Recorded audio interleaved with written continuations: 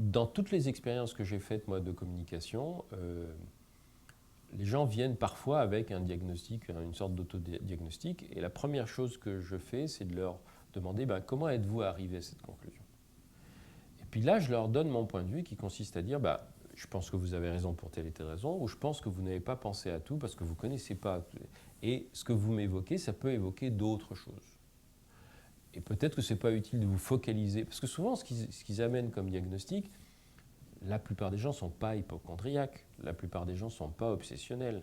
Ils apportent un diagnostic parce qu'ils ont envie de comprendre, tout le monde a envie de comprendre, et donc ils cherchent une explication.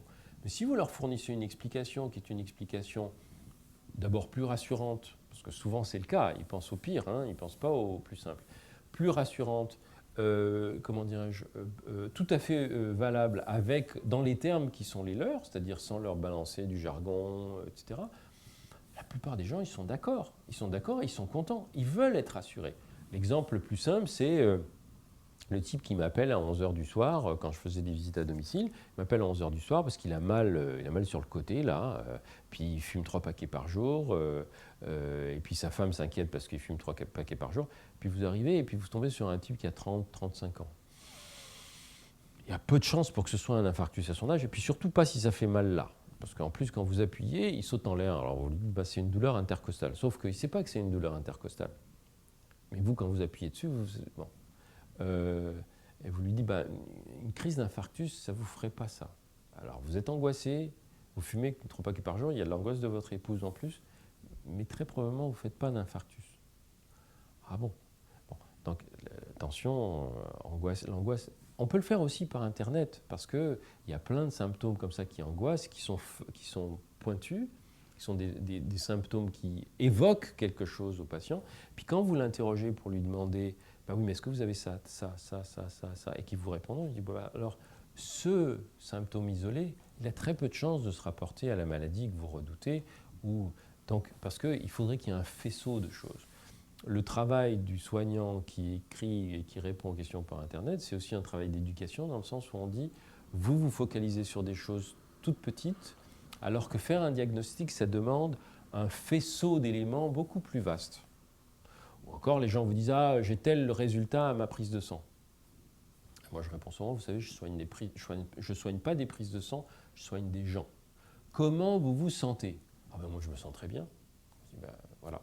Donc, votre prise de sang, elle peut être un peu en dehors des normes, mais si dans un contexte général, vous allez très bien, et puis que, en fait, il faut savoir que, par exemple, les normes biologiques, c'est jamais qu'une notion statistique. Quand on prend des normes biologiques, on vous donne les normes sur les feuilles de résultats, mais il y a 5% des gens qui ont en dessous et 5% des gens qui ont au-dessus. C'est pas les chiffres qu'on regarde, on regarde le compte. Les autres chiffres, ils sont tous normaux, celui-là, il est juste un peu en dehors de la moyenne, et il va bien. Très souvent, on donne ce genre de réponse, c'est-à-dire on rassure les gens. À partir du moment où on rassure les gens et on leur donne une méthode pour relativiser la gravité de ce qu'ils redoutent, un autre exemple, c'est quand j'étais médecin de famille à la campagne, je voyais beaucoup de mamans qui m'appelaient ou qui m'amenaient leur nourrisson parce qu'il avait de la fièvre. Et puis le nourrisson, il y avait 2 cas de figure. Le nourrisson qui avait 38, et puis qui était comme ça. Alors là, oui, il avait peut-être une otite. Bon. Et puis il y avait le nourrisson qui avait 38,5 ou 39, puis qui galopait, qui allait bien, etc., qui pensait plus vite, qui parlait mieux. Ça accélère le fonctionnement du cerveau. Et puis les mères, elles disaient, mais c'est grave. Non, ce qui est grave, c'est qu'il a... Puis alors, il y avait des gamins qui avaient 36,5 et qui étaient complètement abattus. On dit, ça, c'est comme s'il avait 40 avec... Et donc, on leur apprenait à relativiser les choses.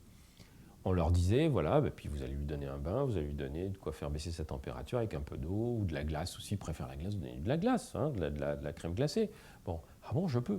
Oui, vous pouvez lui donner de la crème glacée. Si c'est ça qu'il va manger, si vous lui mettez sa poudre... Elles apprenaient à relativiser. Une fois qu'elles avaient relativisé, qu'elles savaient que 9 fois sur 10, leur gamin, quand il allait faire de la fièvre, le lendemain, ce serait fini, parce qu'il y a des viroses qui donnent de la fièvre 24 heures, puis après, c'est terminé. Non seulement elles n'appelaient plus le médecin, mais en plus, elles le disaient à la voisine. Et là, elles savaient que si le gamin était vraiment... et que ça durait plus de 24 heures, là, il fallait appeler le médecin ou aller voir le médecin. Donc, il y a aussi un travail de communication qui peut aider les gens à relativiser la gravité des symptômes qu'ils ont. Et ça, on peut le faire par Internet, parce que les gens ils sont prêts à entendre ça. Mais le grand avantage de l'Internet, d'avoir des interlocuteurs comme ça, c'est de pouvoir répondre aux gens de façon personnalisée, circonstanciée, c'est-à-dire en prenant en compte les choses qui leur sont spécifiques, et pas leur balancer simplement des articles très généraux dans lesquels ils ne vont pas forcément se reconnaître.